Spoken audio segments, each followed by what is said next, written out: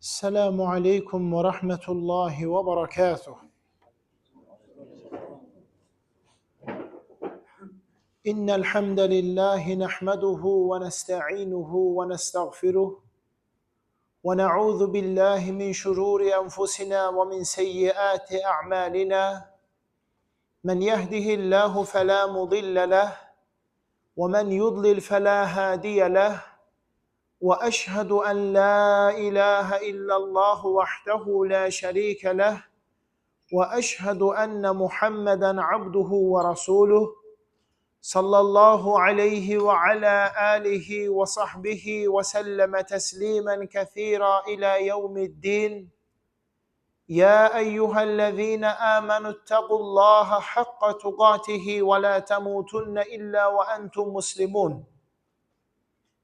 يا أيها الذين آمنوا اتقوا الله وقولوا قولا سديدا يصلح لكم أعمالكم ويغفر لكم ذنوبكم، ومن يطع الله ورسوله فقد فاز فوزا عظيما.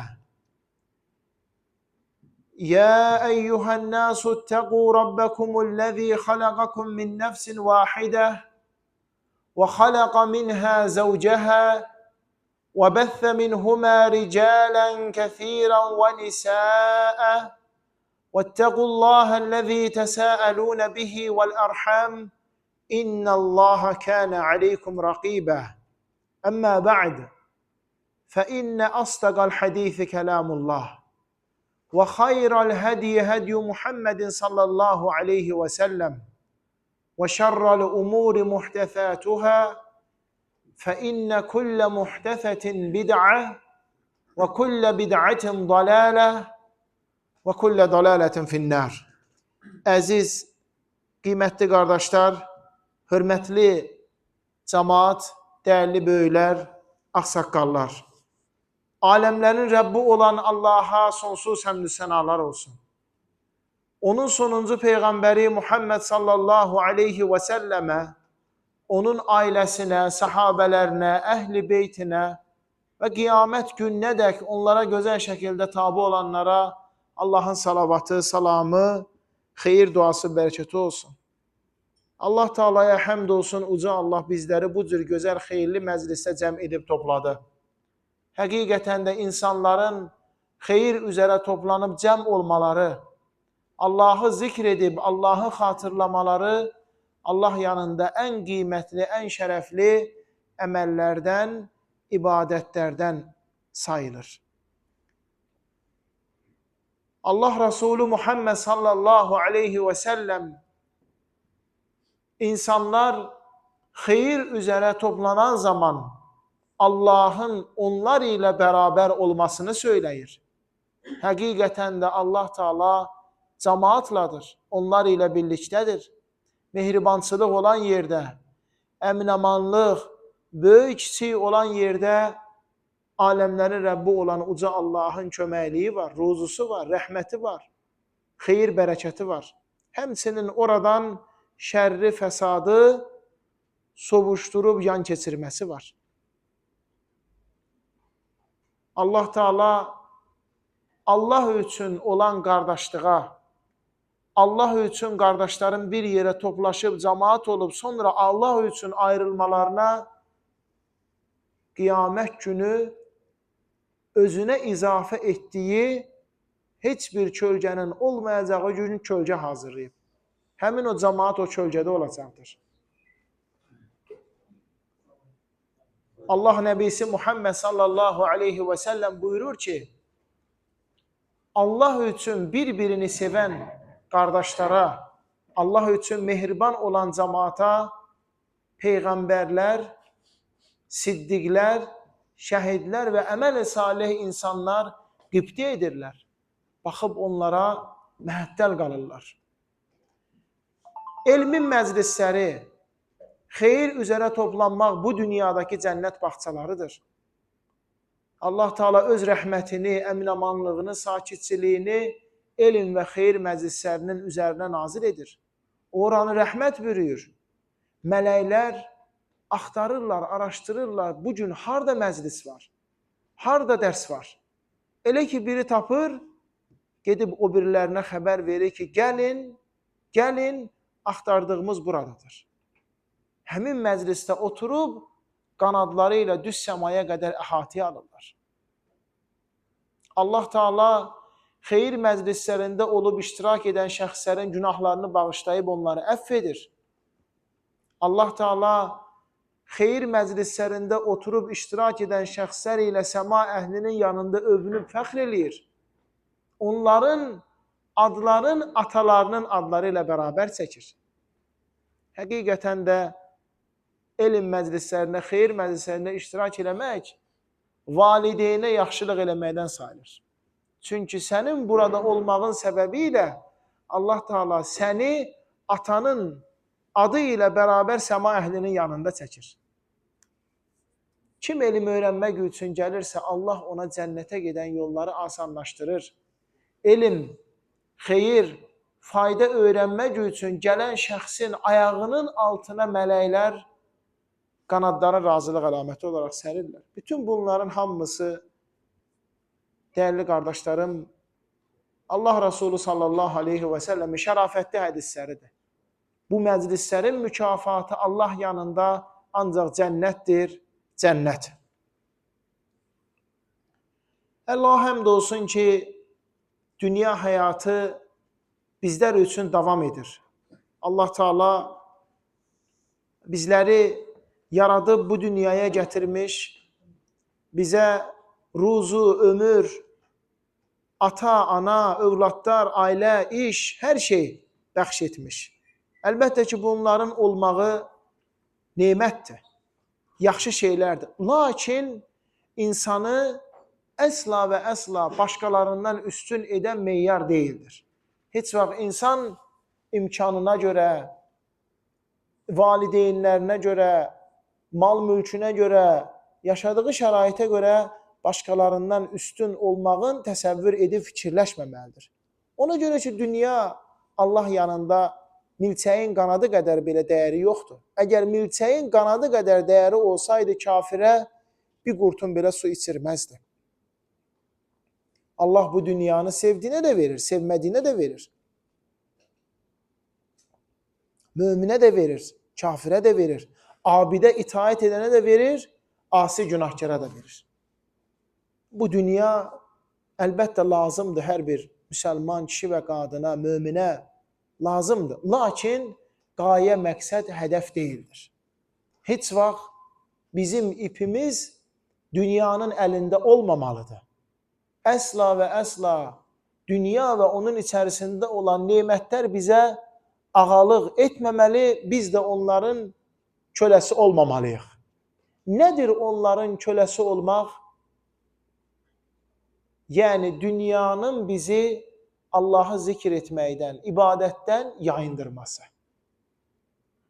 Allahı zikr etməkdən, ibadətdən yayındırması, yəni məscidə gəlib getmək, cümə günləri cümə namazlarına gəlib getmək, Quran oxumaq, oruç tutmaq, bunlar bizi Allahı ibadətdən yayındırmamalıdır. Eləcə də dünyanın insanı Allaha ibadətdən yayındırması, insanın oturub daima dünyanın haqq hesabını etməsi. Tez-tez malını, mülkünü bir yerə toplayıb oturub sayması, gəlir, gedir, düşünməsi, onun bilsin ki, həlakə aparır. Əlhəkumut təkəthur həttə zurtumul məqabir.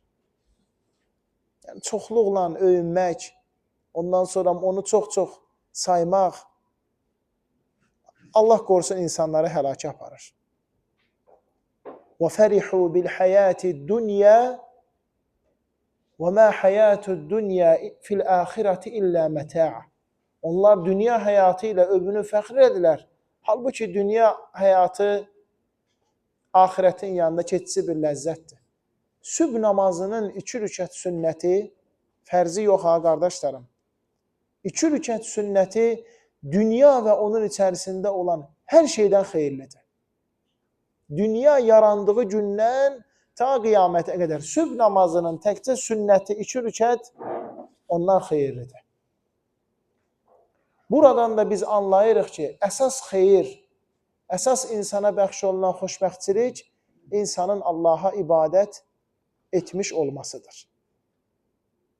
Ən başda tövhid, Allaha ibadət edib ona heç bir şey şərik qoşmamaq, ancaq Allaha dua etmək, Allahı xatırlayıb yada salmaq, Allahdan köməklik istəmək, Allahdan başqa heç kimdən və heç nədən ummamaq.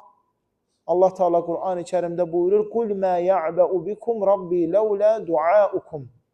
Əgər Allaha duanız, Allahdan istəməyiniz olmasaydı, Rəbbiniz yanında nə hörmətiniz olardı?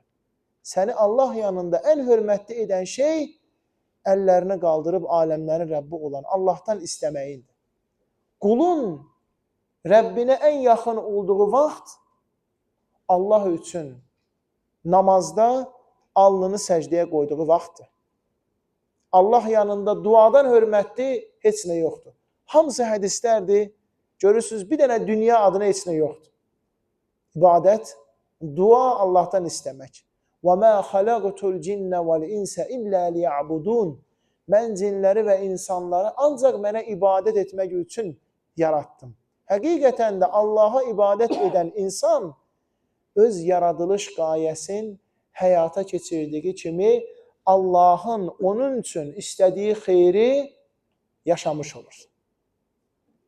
Allah Teala səni ona ibadət və itaət etmək üçün dünyaya gətirmişdi.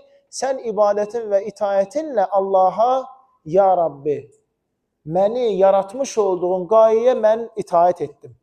Sən məni ibadət etmək üçün yarattın, mən də sənə ibadət etdim. Məşhur zikir, inna lillahi və inna ileyhi raciun. İnsan başına bir sıxıntı, müsibət gələndə, böyük bir hadisə baş verəndə dinimiz bu zikri çoxlu etməyi tövsiyə edir. Fudeyl ibn İyad rahimehullah bu zikri çox gözəl şərh edir. İnna lillahi və inna ileyhi raciun. İnna lillahi. Həqiqətən də biz Allah'ınıq. Yəni bizi Allah yaradıb, ruzumuzu o verir, bizi ucaldan, bizi alçaldan, bizə həyat bəxş edən, bizə dünyaya gətirən, vaxtı gəldikdə bizi dünyadan aparan aləmlər Rəbbi olan uca Allahdır. İnna lillahi. Biz Allah'ınıq. Və inna ileyhi raciun isə biz Allaha qayıdacağıq. Artıq bu bizim əməllərimiz müqabilində Allahın qarşısına çıxmaqdır. Bu bizə daha çox aiddir. Biz Allaha qayıdacağıq salih əməllər ilə, yaxşı xeyirxah işlər ilə, günah və haramlardan çəkinmək ilə. Ona görə inna lillahi, həqiqətən də biz Allah'ınıq, bu Allaha məxsusdur. Və inna ileyhi raciun, biz Allahın huzuruna həqiqətən də qayıdacağıq, bu bəndəyə aiddir. Yəni salih, xeyirxah əməllər etməklə Allahın huzuruna qayıtması. İnsanın gündə 5 vaxt qılmış olduğu namaz, onun qiyamı, rükusu, səcdəsi, təşəhhüddə oturması, hamısı onun Allah yanında dərəcəsi, məqamın ucaldan əməllərdir. Əbəs yerə namaz İslamın dirəyi adlanır. Namaz İslamın dirəyidir, onu ayaqda saxlayan ibadətdir. Namaz müminin meyracıdır, Allaha yüksəlməsidir. Hər namazın səni Allah yanında ucaldır. Hər səcdən səni Allaha daha çox yaxınlaşdırır. Səhabə gəlir, deyir, ya Rasulallah, mən cənnətdə sənlə bərabər olmaq istəyirəm. Mənə nə tövsiyə edirsən? Allah Rasulü sallallahu aleyhi və səlləm deyir ki, onda çoxlu namaz qıl. Səcdələrini artır, həqiqətən də bu, mənimlə bərabər cənnətdə olmaqdır. Heç də ona ağır bir əməl tövsiyə eləmədi. Yəni, namaz insanı ucaldır. Namaz qılan zaman bəndə aləmlərin Rəbbi olan Allahla danışır. Atalarımızdan, babalarımızdan eşidərdik. Mən namaz qılanda Allahla danışıram. Bu hədislərdə var. Elə ki, insan Elhamdülillahi Rabbil aləmin deyir, aləmlərin Rəbbi olan Allah deyir ki, qulum mənə həmd etdi. Qulum mənə həmd etdi. Ər-Rahmanir-Rahim deyir, Allah Teala deyir ki, qulum məni ucaltdı, hörmətli saydı. Maliki yevmiddin deyir. Allah Teala deyir ki, qulum məni əzəmətli etdi. Hər dəfə sən bu ayələri dedikdə aləmlərin Rəbbi olan Allah səndən danışır. İyyəkə nə'budu və iyyəkə nəstə'in. Biz yalnız sənə ibadət edir və yalnız səndən köməklik istəyirik. Allah Teala deyir ki, qulu nə istəyirsə, qulum ona verilsin. Qulum nə istəyirsə ona, məşhur hədisdir.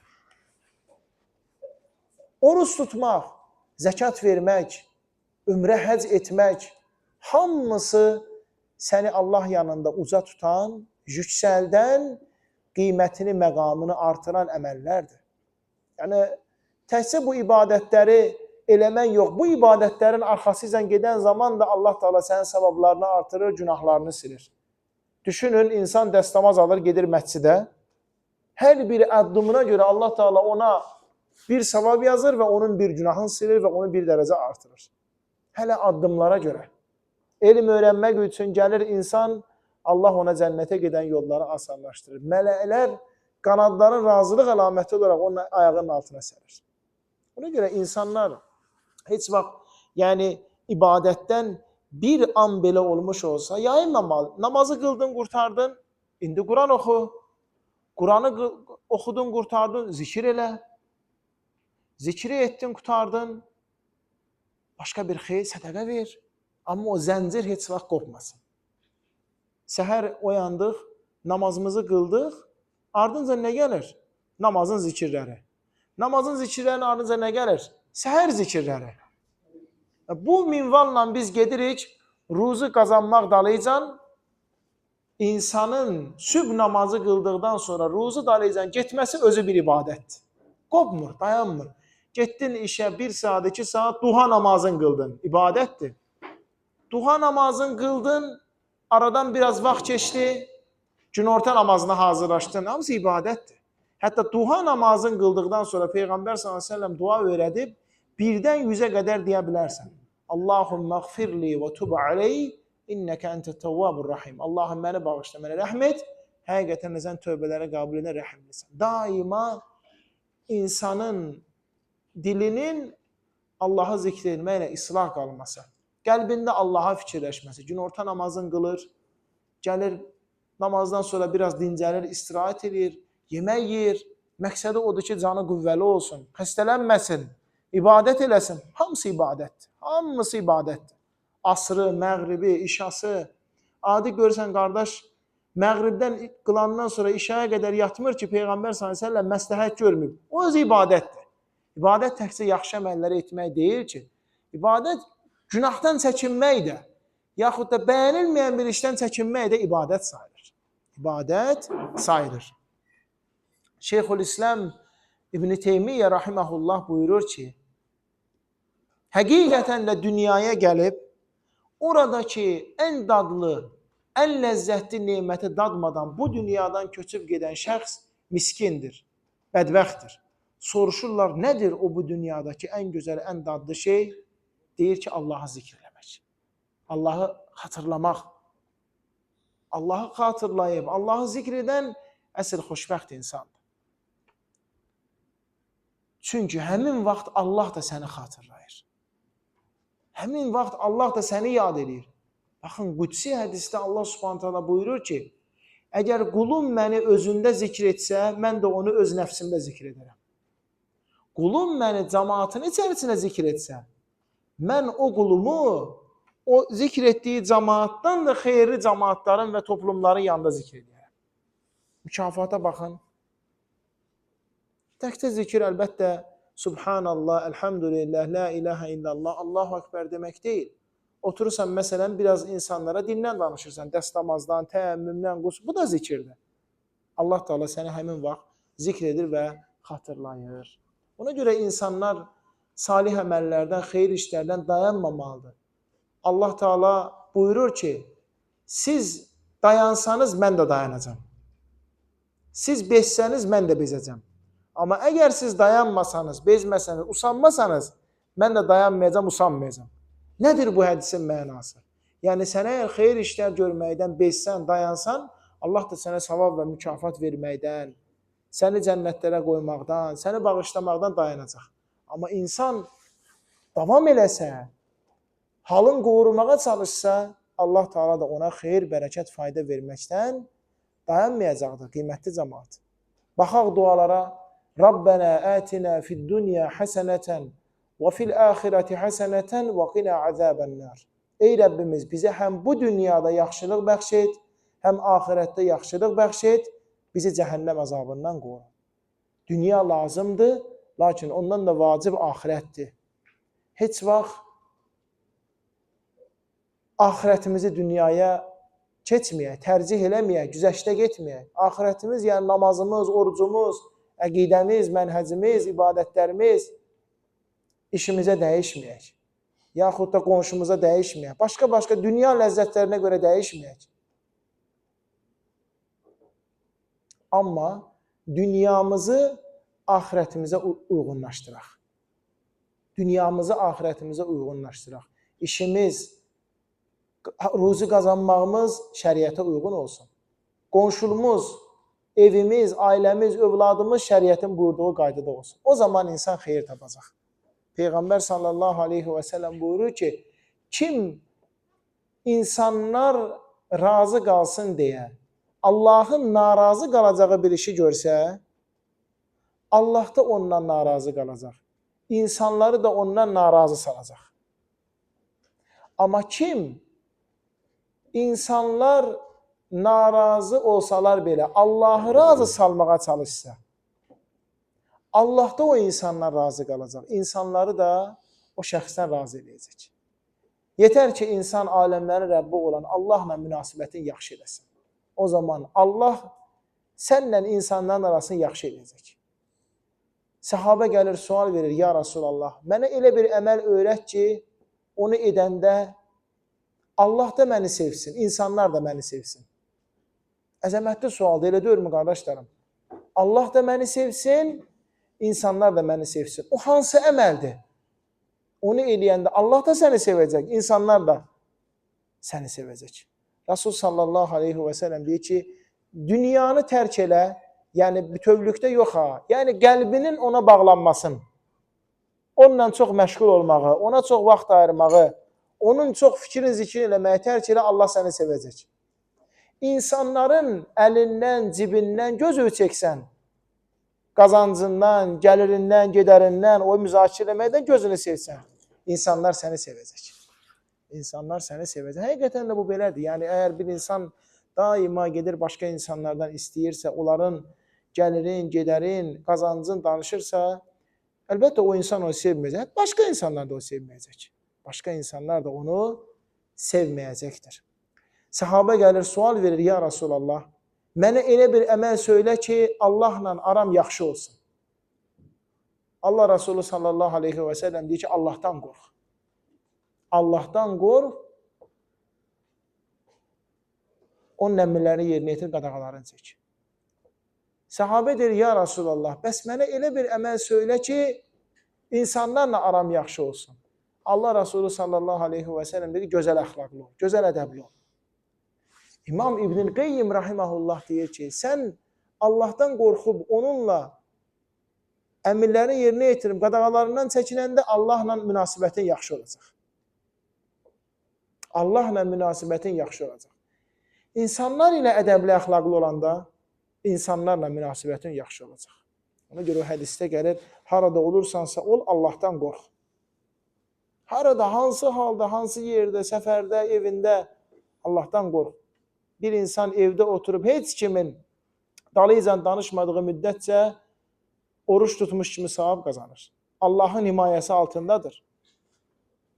Sonra günah bir iş görəndə ardınca yaxşı əməl et ki, onu silsin. Ya Resulallah, la ilahə illallah demək də yaxşı əməl sayılır. Allah Nəbisi sallallahu aleyhi və səlləm deyir ki, o ən yaxşı əməl sayılır. Və sonra insanlarla gözəl şəkildə rəftar elə.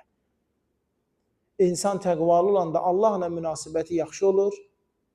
Ədəbli, əxlaqlı olanda digər insanlarla münasibəti yaxşı olur.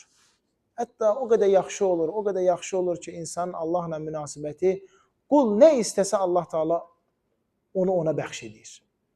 Nə arzu eləsə, nə təmənna eləsə, Allah Teala o şeyi ona bəxş edib ona nəsib edir. Ona görə möhtərəm cəmaət, çalışmalıyıq ki, Allahın bizə bəxş etmiş olduğu bu dünyanı onun sevdiyi və razı qaldığı qaydada yaşamağa çalışaq. Dünyanın çox da fikrin, zikrin, haqq hesabın etməyək. Ona çox da bel bağlamayaq.